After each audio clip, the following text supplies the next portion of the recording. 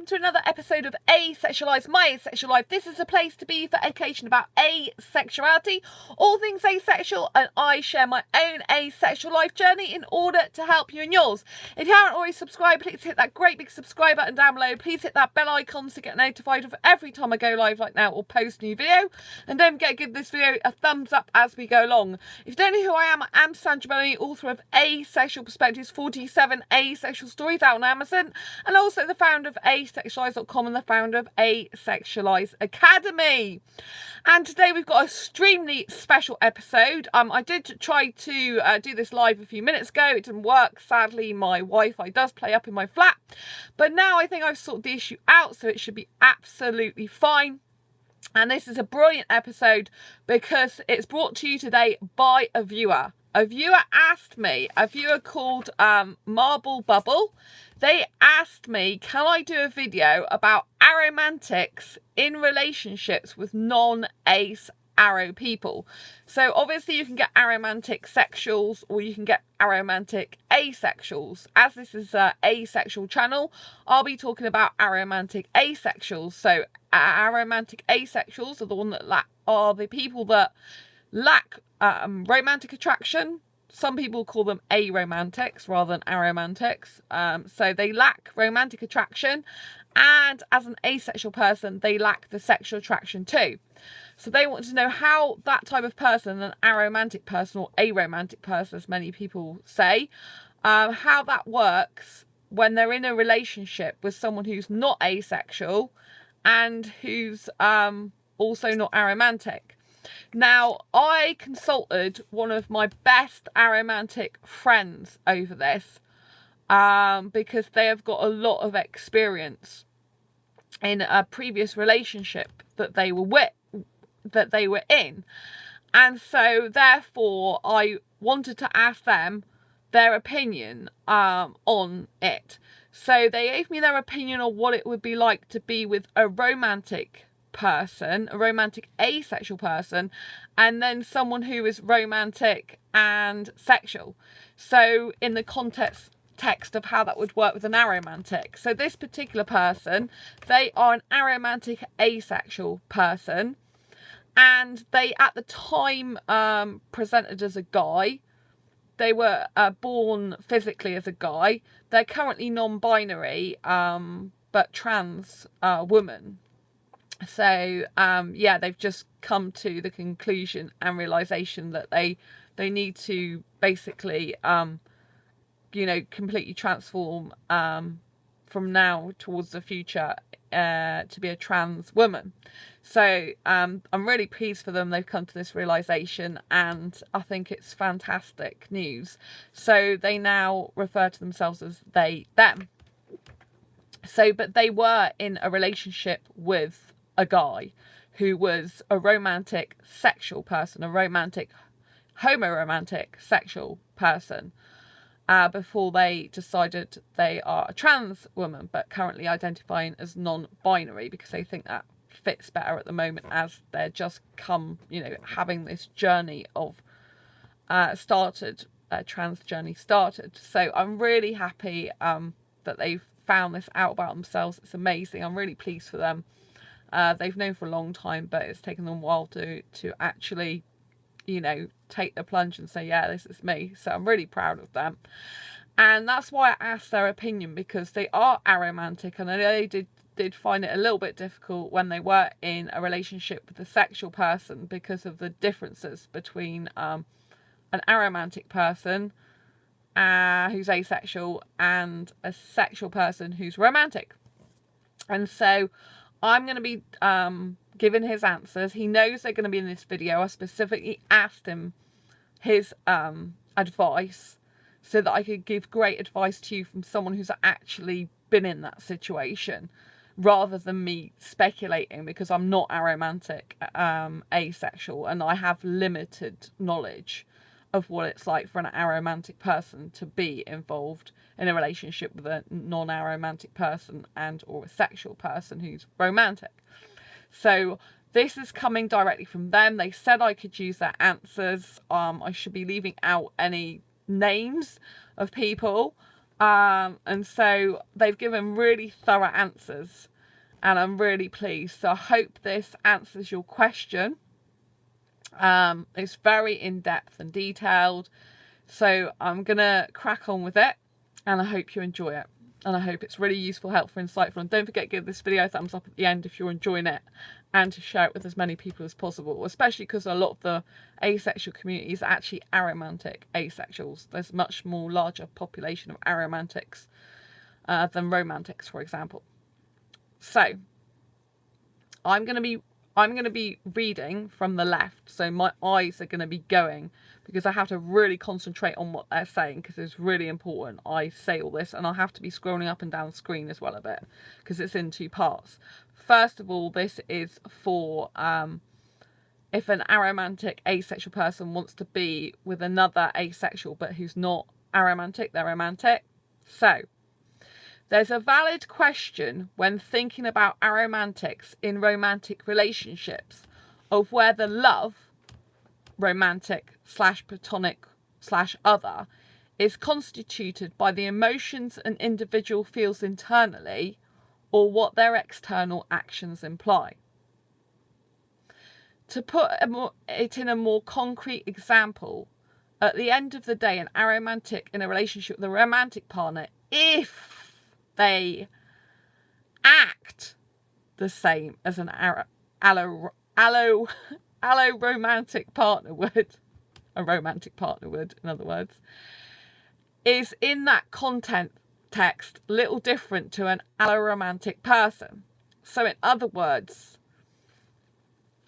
if they act like the partner would in the context of acting, then they're not much different in the act if they choose to do that. Okay, if they choose to do that, don't have to, right?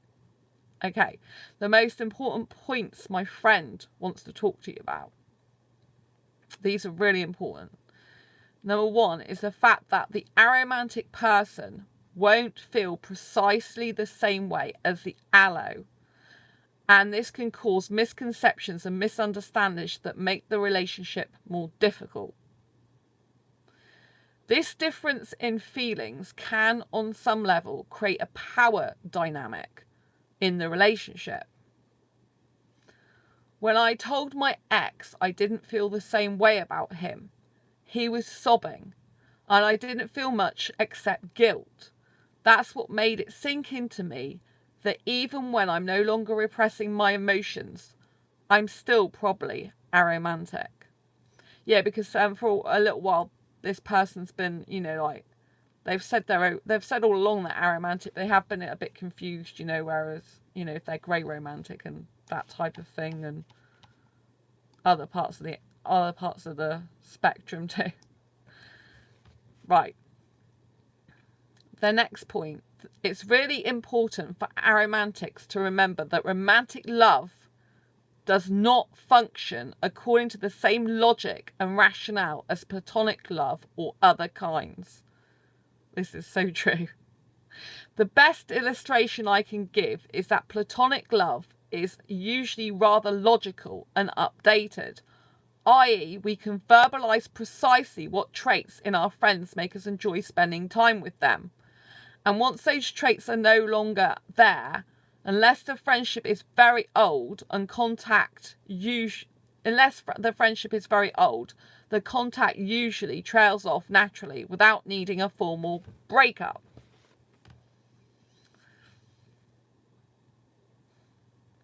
The other key difference aromantics need to be aware of is the fact that romantic relationships are more explicit and formalised. I would agree with this as well.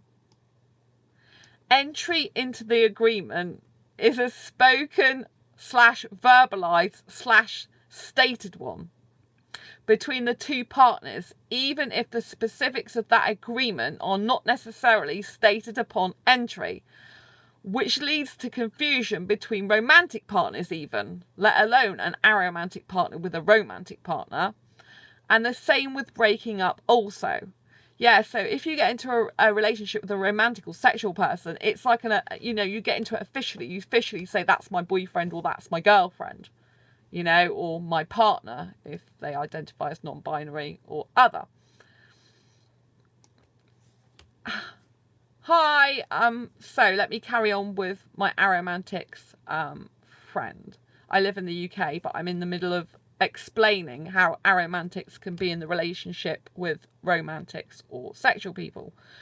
So basically, let me carry on with what my friend said. A technique which I think would be healthy for all partners, but especially aromantics in romantic relationships or QPRs, is something that or QPPS, I think he means QPRs. I mean, they mean QPRs, sorry, they're not a he anymore. Is something that I believe was first developed in the BDSM community. Okay? So this is what he thinks. I don't know much about the BDSM community because I don't get involved. But anyway, it's got a valid point. So a wants, wills and won'ts chart. So this is what he recommends for aromantics going into relationships with romantics or sexuals who are aromantic asexuals. This is a chart of 3 columns that each partner writes.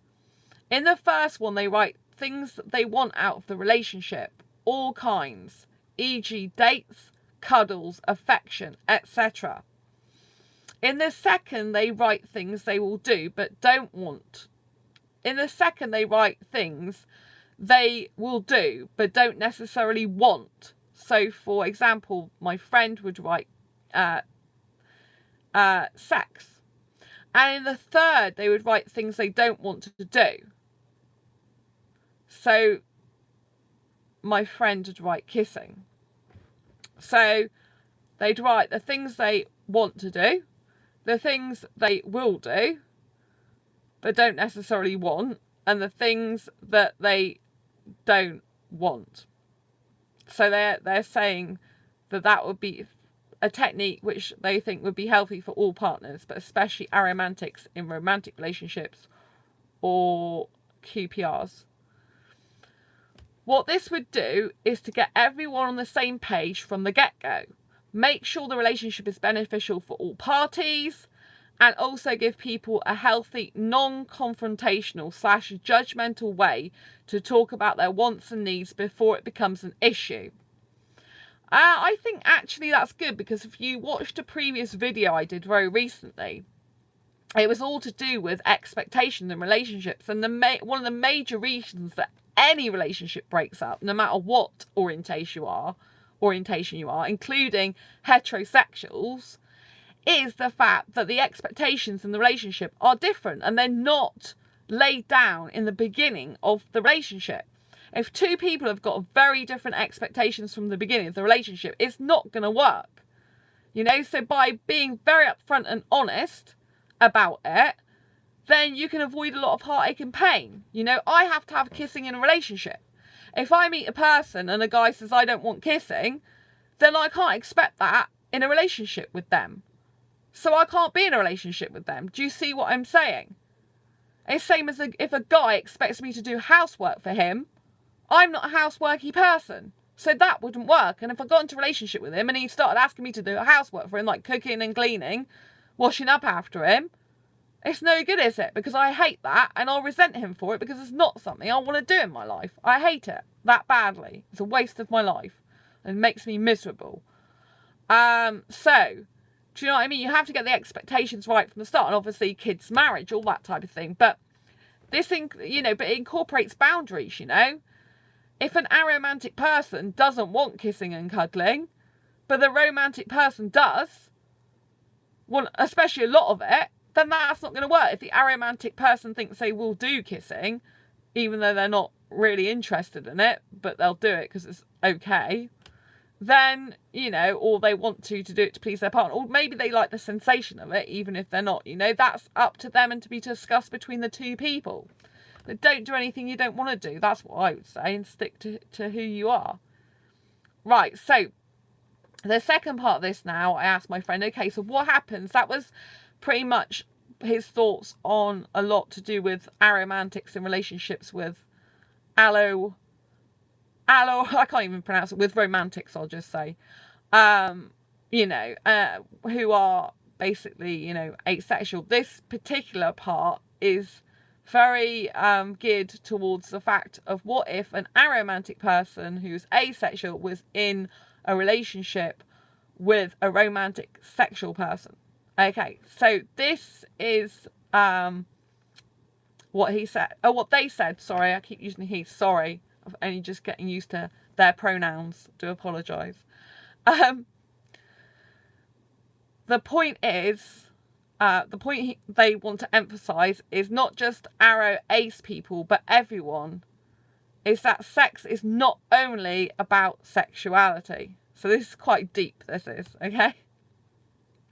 We already know this. It's why some asexuals have active sex lives, but it doesn't only apply to asexuals. So in other words, you know, sexual orientation is not the same as sexual behaviour. That's what they're trying to say. Okay. Right. Okay. So this person who's my friend has been using the app Grindr lately. I didn't know what Grindr is. But they said it's a hookup app for gay men that a lot of trans women also use because Tinder bans them, sadly. Okay. And they've made a couple of friends on it, which they're really happy about. So, but in this time, they also learn that about cross-dressers and the way they're different to trans women, even though much of their behaviour and public presentation might be similar. So the point is, many cross-dressers are actually heterosexual. They're men most of the time and are sexually attracted to women. They may engage in receptive sexual activity with men because the symbolic coding of that affirms the temporary gender presentation they're engaging in. Very interesting, isn't it? That's just an example to illustrate the point that sexual activity doesn't require sexual attraction or sexuality to underscore it. I know the heterosexual ex that I dated, he wasn't actually an ex. He was an ex-date. I wasn't in a relationship with him, so I'll rephrase that. The heterosexual guy I dated in 2017 for 2 months, they said that they know men who have had sex with other guys just because they want to relieve themselves of the arousal feeling, basically. My mind boggles. So, this is going back to what my friend said again. For an aro-ace person, if their sex repulsed, then it's extremely unhealthy to try and force themselves to do so to please their partner, especially if it's extreme. In such a case, presuming a monogamous relationship, I would recommend they have discussions around sexually opening up the relationship. Oh right, this is what they recommend, not me. So there's a couple of books, The Ethical Slut and The Monogamy Myth, which in part suggests that most people pursue monogamy just by default rather than because they intrinsically need it, and so could benefit from and enjoy introducing elements of non-monogamy into their relationships. As a strictly monogamous person, I wouldn't personally agree with that, but yes.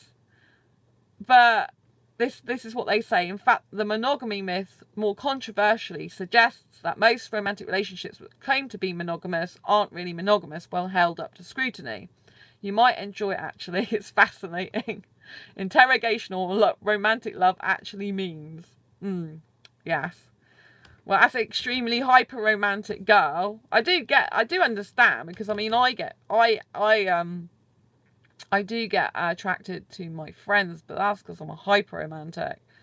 But, you know, I couldn't cope with being in a relationship with more than one person. Seriously. It's just, and I love kissing.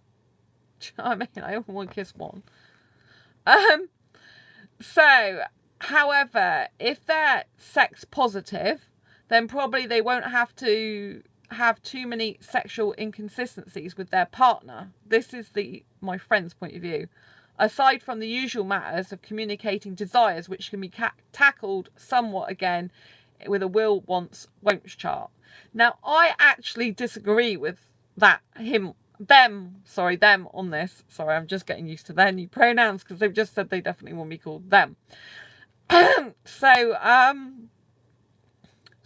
I disagree with them on that, because from my experience, the people that are sexual, they tend to want it a lot more regularly than someone who is doing it to please their partner, or doing it because it's, it's just like part of the relationship they've accepted, really.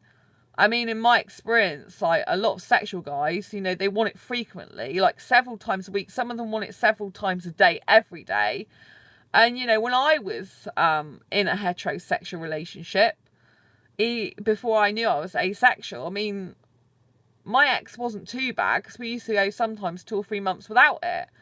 But, if he had his way, he'd probably be having sex nearly every night, because he liked that.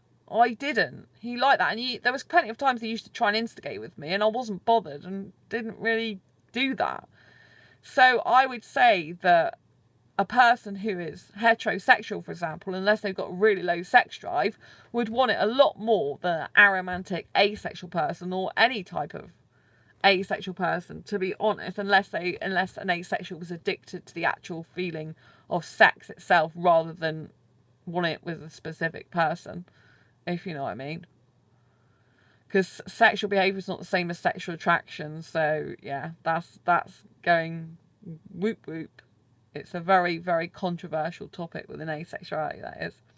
Anyway, I'll go back to what my friend said.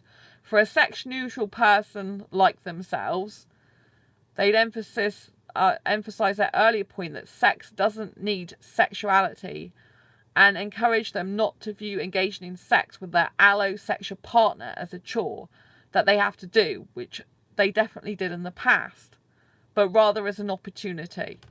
And I do think that for any asexuals that want to try having sex, wherever you fall on the spectrum, including if you're an aromantic, you do have to kind of change your mindset if you're doing it. If you want to have a go at it, you've got to see what you can get out of it, which is what he's coming on to. And I've said it before on this channel recently and in the past, if you're going to have sex, at least get something out of it, some kisses, some cuddles and all the rest of it that you actually want.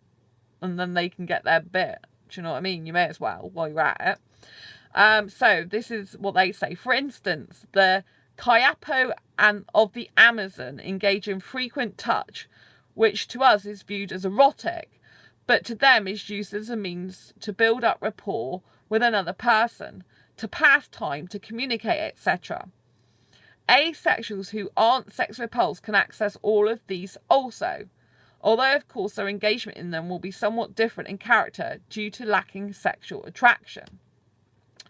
So I would encourage a non-repulsed, aromantic, asexual people in relationships with an allosexual, allo-romantic person to consider what they themselves can get from the sex and the romance, while communicating very clearly to their partner that despite engaging in the same behaviours, they have different underlying emotions. In the same way that when they're talking to or meeting people from Grindr, they specifically say, I'm a trans woman and not a cross-dresser. So the other person understands what they mean and the reason why they do the things they do.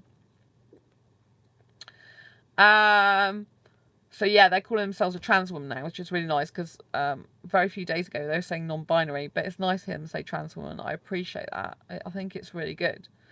That they're doing that for themselves now.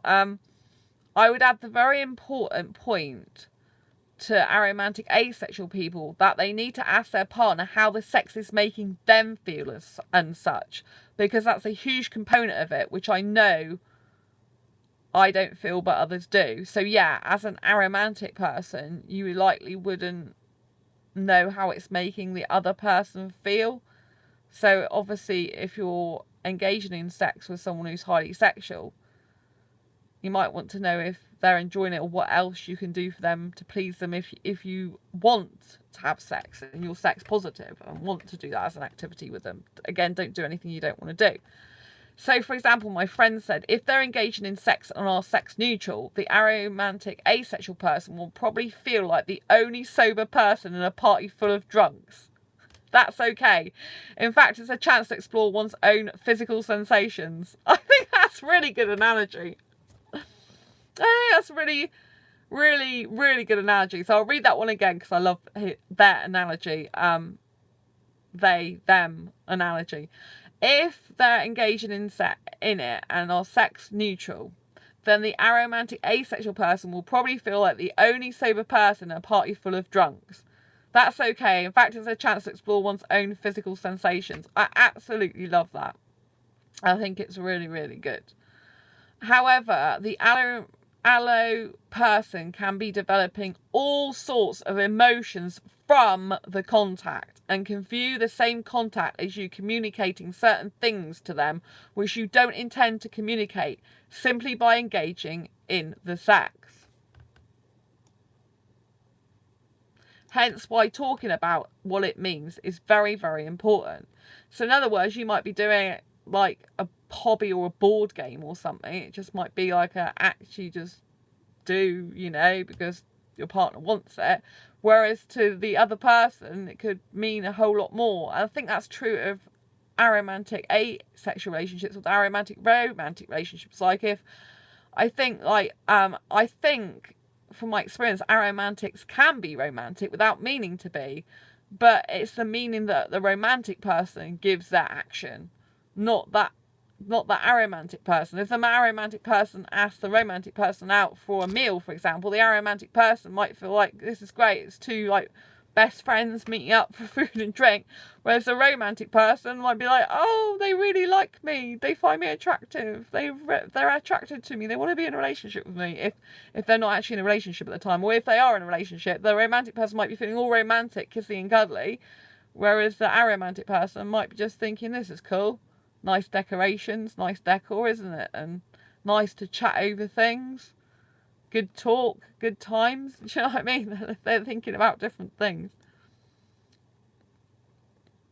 Okay. Right, okay. So, okay. Right, so he's revealed something very personal. Oh, they've revealed something very personal about themselves when they were previously identifying as a guy, but now they're a trans woman. So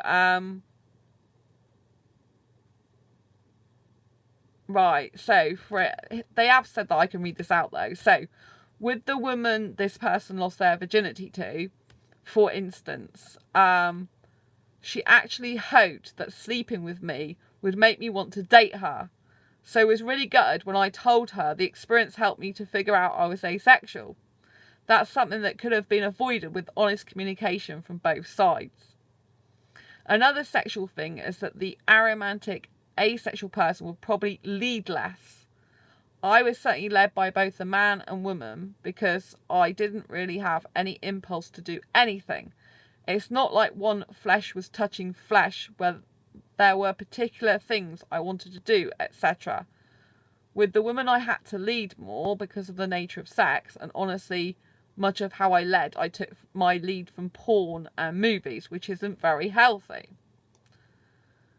I mean, exploring and learning how to lead and such can be a bit awkward and bumbly when you're trying to learn it afresh. So they put, exploring and learning how to lead and such afresh can be a bit awkward and bumbly, especially if both are inexperienced. There's a reason nobles historically would introduce their sons to prostitutes to lose their virginities, to make sure that when they slept with noble women they would know what they were doing and could prevent awkward rumours. This is very interesting, isn't it? Telling your partner that your lack of active participation is not because they are sexually undesirable is important. It's a conclusion that the allo could very easily draw, because that's how they distinguish sexual desire between people normally. So yeah, I think that's what you have to say to the You know, if you're with a romantic person or a sexual person, you have to say, you know, just because you're not feeling romantic doesn't mean to say that that person's not romantically attractive. It's like I've noticed that if I get a person who's sexual or on the more sexual end of the asexual spectrum talk to me, they talk about my looks. They say, oh, you look beautiful, you're cute, you know. But if a person who's less romantic is attracted to me anyway, it's more like I like your personality. And that's about it, which I like. You know, I want a person to like my personality more than anything, but I like to be paid compliments about my looks. As a romantic person, I like it when the guy compliments me on my looks, not just about personality and spending time with me. I like both. And so I think it's important to note that, you know, that there might be certain things, expectations again, to do with how the romantic or sexual person's feeling, that kind of needs to be justified in what you say to them, if you know what I mean. So I definitely think that, you know, that if you don't want to participate in sex and you've got a partner, you know, and if you're asexual and you find a heterosexual person, for example, and you like them a lot in personality, but you don't want sex, you have to explain to them it's not because they're not sexually attractive. It's just that you don't experience sexual attraction to anyone, but you still love and care about them in a different way, and explain how that is, you know, so they know it. You know, but some aromantics can still experience aesthetic attraction, but I think aromantics are less likely to express that in my personal experience. Like if any people are aromantic, you know, they would be less likely to tell me they like my looks. It'd be more like they just want to chat to me. But obviously I mostly talk to romantics because the majority of the time. But this person here who's a trans woman, they're one of my best friends as well.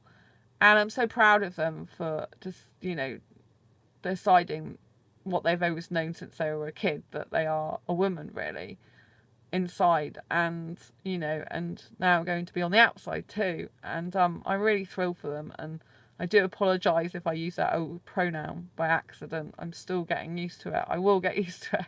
It's taking me a little while because they've only very recently told me. So and I'm not used to using they them very often, but I will obviously need to with them more and more, so I'll get used to it. So yeah. But yeah, I thought they had just such interesting, valid points to make, and I thought it's much better that I asked them. So I hope you've enjoyed this video. I hope you found it useful, helpful, insightful in some ways. I hope you're appreciating it's an aromantic video, yay! Because I know a lot of the asexual population is aromantic. So I'd love to know what you thought about it in the comments below. If there's anything else you'd like me to ask this person, because I'm really good friends with them. And I'm sure they'd love to help me out again if you've got any more questions. They are absolutely fabulous person. We don't always see eye to eye on everything, but I like it because they'll tell me if they don't agree with me, and I'll tell them if I don't agree with them. But we're still really good friends and able to share a lot with each other, and I really, really appreciate that. Obviously, when they're very attractive in their old form, but as they're going to be in female form, then obviously I go and get aesthetically attracted to females, but they'll still have a beautiful personality, heart and soul that I'm sure I'll stay connected to, and we'll get on really well. I'm so pleased for them. They actually look good in a dress. I've seen, they sent me a picture of them in a dress. They actually look really, really good in a dress, I have to say. Really good.